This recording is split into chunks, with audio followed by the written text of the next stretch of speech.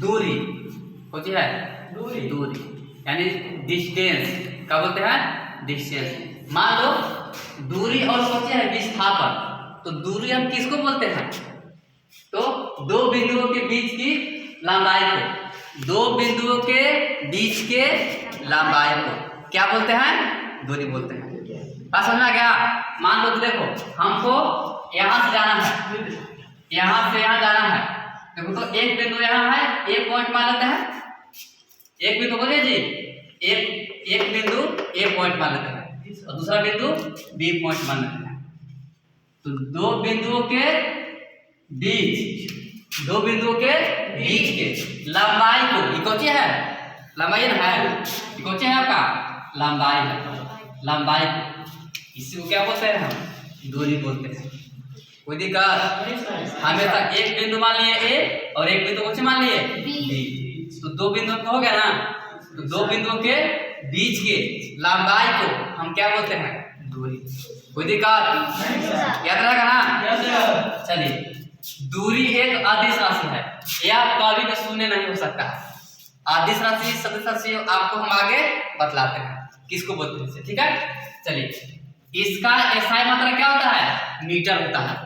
कोई दिक्कत? क्या होता है? मीटर। दूरी को हम किसमें मापते हैं? मीटर में। सोचिए, किलोमीटर में। इसे बोलते हैं ना कि यहाँ से नवीनगर कितना दूर है, कितना किलोमीटर है ना, कितना दूरी है, ठीक है? चलिए, तो दूरी का एसआई मात्रा क्या होता है? मीटर। आगे, जब कोई वस्तु वृत्तीय मार्ग पर गति करती है तो उसके द्वारा तय की गई दूरी फार्मूला होता है d बराबर 2 पाई rn होता है। क्या होता है? 2 पाई rn। देखिए पाई क्या है? पाई का मान कितना होता है? 180 डिग्री होता है। कितना होता है? मान लो कि देखो ये वृत्त है, कौन सी है? वृत्त है। हमको इस बिंदु पर से तय किए, हम चल रहे हैं, से क्या किए? प्रारंभ किए, ठीक है? तो पहले से कौन सी है? 0 है। अगर रुके हुए हैं तो कौन सी है? 0। दूरी क्या होगा? जब रुके हुए हैं तो दूरी क्या होगा? 0 होगा, यानी क्या होगा? 0 होगा, ठीक है?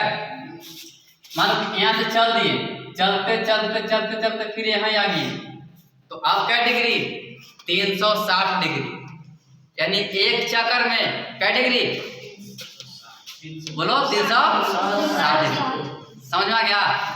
तो बताओ, हम अगर पाई में 2 से गुना कर देंगे तो पाई का मान कितना होता है? 180 डिग्री। अगर 2 से गुना कर दिए तो कितना? 360 डिग्री। एन क्या है तुम्हारा? आर क्या है? आर आपका दूरी है। जैसे कोई वस्तु चल दिया, मान लो कोई वस्तु चल दिया तो कितना समय लिया, ठीक है? चलने के बाद एन क्या है आपका? चक्रों की संख्या है। कौन सी है? चक्रों की संख्या। आर कुछ दूरी। कोई दिक्कत नहीं ना? आगे चलते हैं।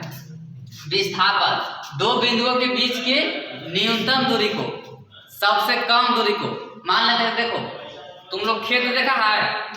खेत, ठीक है? एगो आरी से घूर के जाइए, कौन से? देखो ये खेत बनाते हैं, कौन सी बनाते हैं? खेत बनाते हैं। तो देखो हमको यहाँ से ए बिंदु से जाना कहाँ? बी बिंदु पर जाना है, ठीक है? मान लो कि तुम्हारा स्कूल है, तुम्हारा कोचिंग है, ए से हमको बी जाना है, ए पॉइंट से बी पॉइंट जाना है, ठीक है? तो देखो कभी कभी तुम लोग देखा होगा कि यहाँ से रोड ऐसे क्या है, घूरते घूरते यहाँ घूरने के बाद फिर यहाँ आते हैं ना जी। बरसात में जाओ तो बरसात में कभी काम करेगा विस्थापन? कभी काम नहीं करेगा। कभी काम करेगा नहीं। तो दूरी क्या होता है? कभी मान लो रोड हमको जाना है यहाँ ही, हमको ए से यहीं तक जाना है, तो कभी कभी देखता है कि कहीं कहीं घूर के जाना पड़ता है।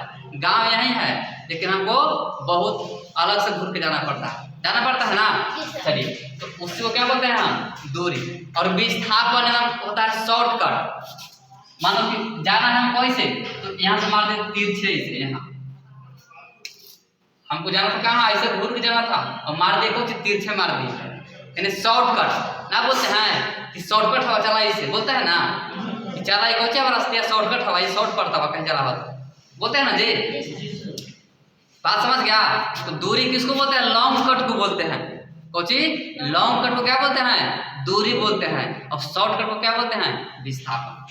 शॉर्ट में कहीं जाना रास्ता में शॉर्ट, देखा है कियारी रहता है, इसे कियारी है तो आदमी यहाँ से जा रहा है, यहाँ ना यहाँ जाना है तो ऐसे नहीं घूर के देगा, गाड़ी से मार देगा सीधे, इसे मारता है ना। जाना है तो घूर के कैसे, यहाँ से कियारी से इसे जाना है, लेकिन मार देगा कोची कुछ बुनाया है, गेहूं कुछ बुनाया है, वो रास्ता बना देगा।